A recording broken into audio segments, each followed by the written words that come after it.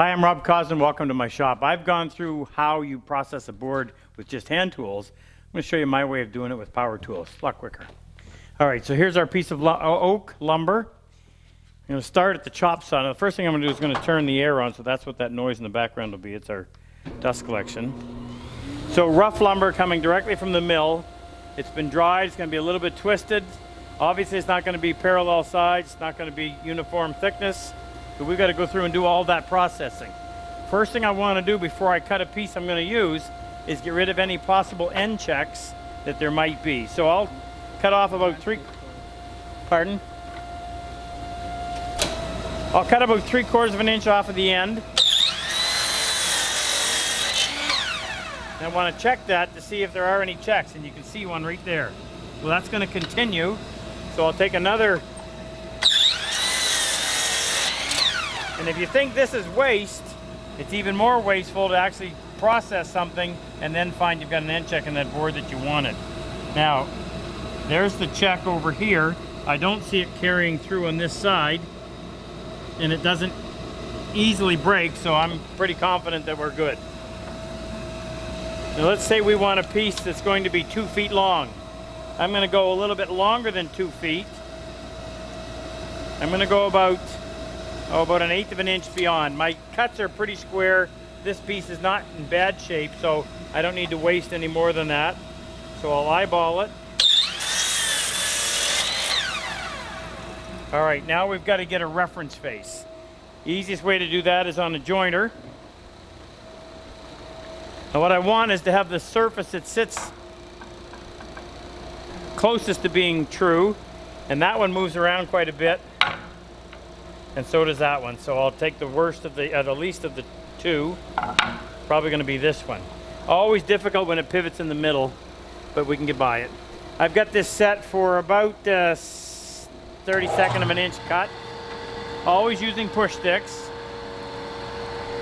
Now the back one has a cleat on there. This one in the front is just to hold it down. So what we do here, we want to start off with all the pressure straight down on what's called the infeed table. Now it didn't make contact until about 6 inches in, but right about here I'm making a transition to where I've got more weight up here on the front. I'm going to do that again. I'm going to make a heavier cut because that board's out a lot more than I thought. As you can see, we didn't touch much. Make sure there's no debris in the way. So at this point, both hands are pushing straight down and a little bit forward.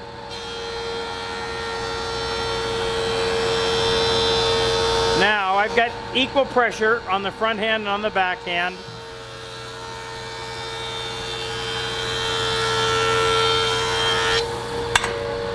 Now flip that over, and we've got a good clean face.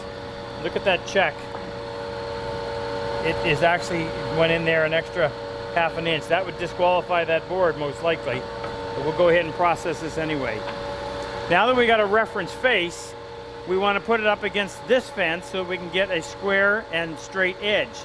But you can't always rely on the grain direction being in your favor, meaning if this is the edge that I want to square up on the jointer and the grain's running the wrong way, it's of no value to relay that face up against there.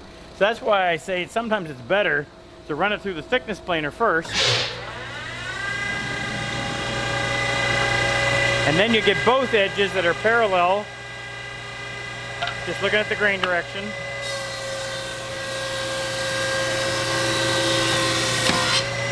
Now I'm just going to keep this piece as thick as I can. That's a little better than 3/4. But now I've got both edges, or both surfaces that are parallel, so I can lay either one up against that fence and it'll end up resulting in a nice straight square edge. Now I'm going to eyeball that. I prefer to work with a cup here as opposed to a convex surface here, which tends to pivot. The problem is that when you're trying to put through an edge that pivots, the distribution of your weight gets a little bit messed up. Whereas the convex side, you're referencing on 2 spots, hollow in the middle, a lot easier to work. So as I look at that, it's convex, and the grain appears to be running this way, meaning it's running off the board like this. So I'm going to go through the jointer in this direction. Lots of pressure against the fence, so that that flat reference face will ensure that I end up having a nice square edge, providing, of course, that the fence is square to the table, but I've already set that up. Now, again, pressure, both hands are pushing down like this, and I essentially just carry that all the way through. Missed back here.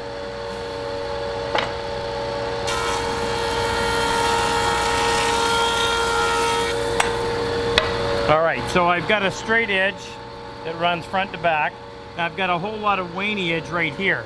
I could take it out in the joiner, but that's a lot of extra work. I can cut that off a lot faster. At this point, I'd go over to the table saw. Now, if I'm just trying to get maximum yield out of this, I would treat it differently. But if I'm going for a specific piece, then I would take it whatever I want. If I wanted a piece was going to be 4.5, I might cut 4 and a strong half, which would translate into about a 64th extra, maybe a 32nd, enough so that I can clean up these knife marks from the jointer with my hand plane. I'm just going to get maximum yield out of this. So it's 4 3/4 down there. It's 4 11/16 here. But in order to get rid of everything I want to get rid of on this side, I'm going to cut it at 4 5/8. Set my fence for 4 5/8. My blade doesn't need to be up that high. Pressure's always in that direction. You're keeping the board tight to the fence, and because the force of the blade is pushing this way, wanting to twist this around, I'm consciously pushing in that corner. I'll use this hand, I'll keep it in this position, and as long as this board is that wide, I have no problem running my hand through. I don't use a push block. I have a lot more control with my hand on there than if I was using a push block. I use a push block when I'm closer, but at this stage I would prefer to use my hand. Now I want to get rid of that waney edge, so the narrowest point seems to be right here, which is going to be 4 7/16, I think.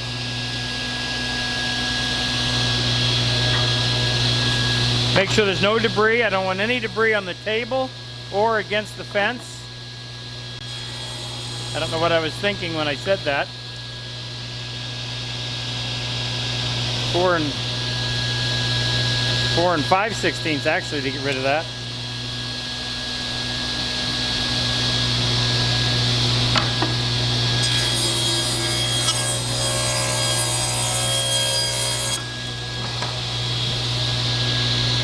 All right. Now my board is, I would say, close in its width that I want, close in its thickness that I want, and close in the length that I want. What I've left in width is going to allow me to take my hand plane and get rid of those marks, and on this side take my hand plane and get rid of what are the saw marks. You can see them right here. Then I need to be able to hand plane this, need to hand plane that, but I'm going to go ahead and cut it to length. I've got a rip blade in there, but a nice sharp rip blade actually does a decent job on cross-cutting. I'll use my sled for this.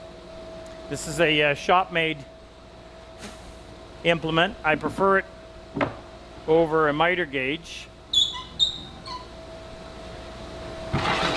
Now I want to get rid of that check, so the first thing I'll do is take my good end and just square it up. I only need to cut off just enough so that the blade touches on the narrowest end or the shortest end. Keep this squeezed tight to the fence.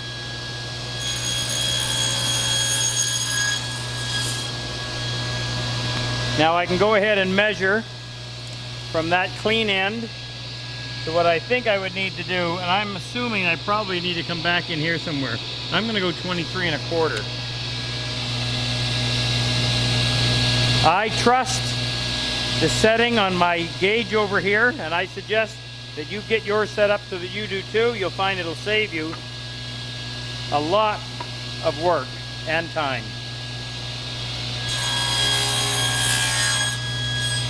Now I'm holding this firmly at all times. I'm not worrying. If you let go, there's a chance it's going to wiggle like that against the blade, but I hold it firmly. I go forward and bring it back. All right, so there's my piece of lumber that is ready for the next stage of finishing. But as far as a furniture component, it's ready, sized, minus whatever I need to get rid of mill marks. We'll cover that one in another episode. Hope you enjoyed this.